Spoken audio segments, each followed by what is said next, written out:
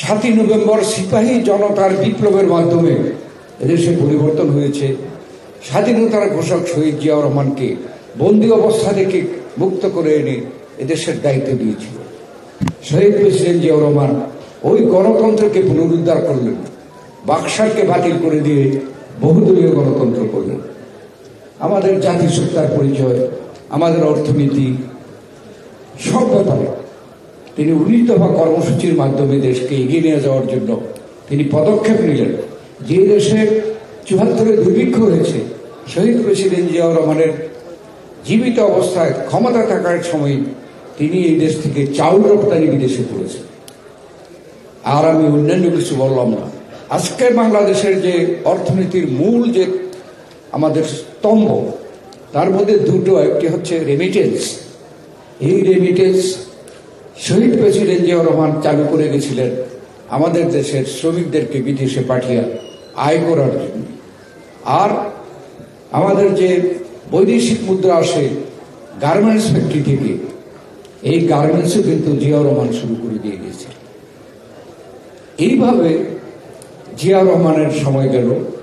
তারপরে জিয়াউর রহমান দেশকে এগিয়ে নিয়ে যাচ্ছে সর্ব সেক্টরে, দেখা যাচ্ছে যে অগ্রসর হচ্ছে। তখনই কিন্তু এই দেশের যারা বিরোধী, তারা কিন্তু জিয়াউর রহমানকে ষড়যন্ত্র করে হত্যা করেছে। তারপরে এই দেশে আবার গণতন্ত্র হরণ হয়েছে, এরশাদ করেছে। এদেশের মানুষ, ছাত্র জনতা আবার আন্দোলন করে এবং গণ অভ্যুত্থানের মাধ্যমে এরশাদকে বিদায় করেছে।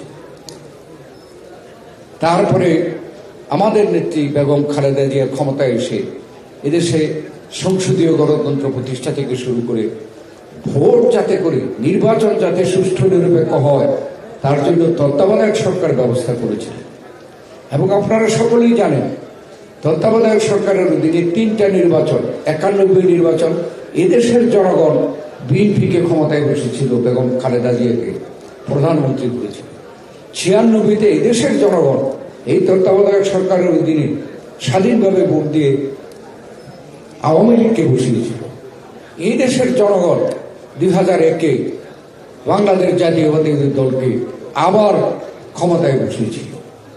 তাইলে আমাদের কাছে প্রমাণ যে দেশের মানুষ যদি ভোট দেওয়ার স্বাধীনতা পায়, তাহলে এই মানুষই তারা সরকার বদল করতে পারে। যে সরকার এই ভোটকে বাধাগ্রস্ত করে, এটাও প্রমাণ আছে যে সেই ক্ষেত্রে 2বার এদেশের জনগণ, ছাত্র জনতা আন্দোলনের মাধ্যমে, গণ অভ্যুত্থানের মাধ্যমে এরশাদের পতন ঘটেছে এবং শেখ হাসিনাকে শুধু পতন নয়, এদেশ থেকে তাকে পালাতে বাধ্য করেছে।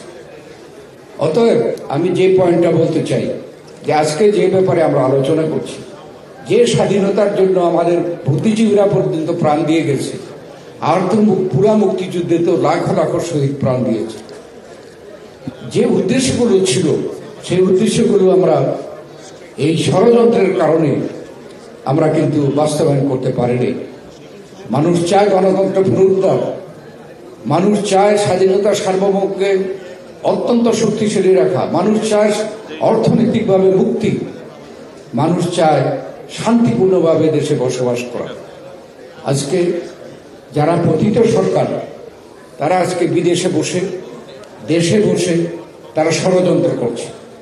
আমরা শুধু এটাই বলতে চাই এই বুদ্ধিজীবী দিবসে, যে অতীতে ষড়যন্ত্র হয়েছে, কিন্তু এই দেশের জনগণ সেই ষড়যন্ত্রকে মোকাবেলা করেছে, ভোটের মাধ্যমেও করেছে, গণ অভ্যুত্থানের মাধ্যমেও করেছে।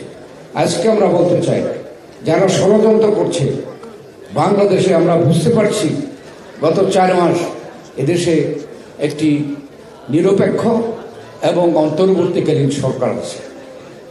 তারা মনে করছে তারা দুর্বল, কিন্তু এদেশের মানুষ কিন্তু সকলে তাদেরকে সমর্থন করেছে। আমাদের মতো সর্ববৃহৎ জনপ্রিয় দল এই সরকারকে সমর্থন করেছে। এই জন্য যে এই আন্দোলনে যে মেসেজ বা যে তারা ওয়াদা করেছে যে জনগণের অধিকার ফেরত দেবে, স্বাধীনতা সার্বভৌমত্বের শক্তিশালী করবে, আরো যেগুলো দিয়েছে, আমরা চাই এগুলো তারা বাস্তবায়ন করবে। সংস্কারের কথা বলছে। সংস্কার হবে, কিন্তু কোন সংস্কারই কিন্তু একটি সরকার বলতে পারে না যে অমুক দিন তারিখের মধ্যে আমরা এই সংস্কার শেষ করব। সংস্কার হচ্ছে একটা চলমান পদ্ধতি। আমরা তাদেরকে আহ্বান জানিয়েছি, আপনারা সংস্কারের প্রস্তাব দেন। আপনারা যা পারবেন না, ভবিষ্যতে জনগণের সরকারে সেটা বাস্তবায়ন করবে। আর সংস্কারে দেশের মানুষ চায়, বারবার প্রমাণ করেছে।